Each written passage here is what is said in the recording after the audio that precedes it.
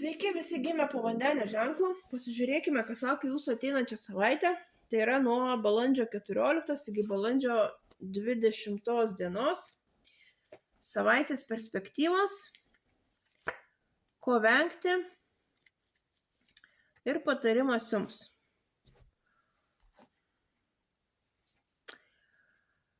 Vandenių ateinančią savaitę bus labai aštri intuicija ir nuojauta. Pasitikėkit ją, žiūrėkit, kur tai veda, gali išaiškėti gana tokių labai užslėptų paslapčių. Panašu, kad vandeniam ir patiems gali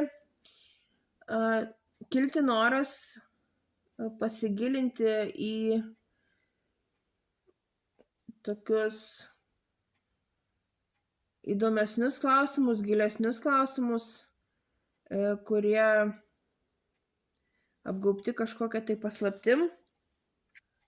Galbūt kils noras užsiimti meditaciją, gilintis į save, pažinti save.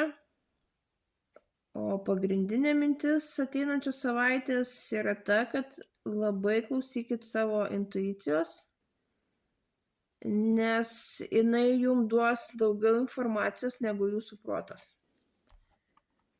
Ko vengti? Venkite kategoriškumo, venkite neapgalvotų veiksmų, staigių ir neapgalvotų veiksmų, nesivelkite į konfliktus, nenutraukinėkite neapgalvotai su žmonėmis kontaktų, tiesiog valdykit savo, sakykime, tokias nelabai teigiamas emocijas. Ir patarimas jums. Niekur neskubėkit. Pakankamai ramus nusimato laikas. Tobulėsite, visi reikalai kils į viršų, gerės.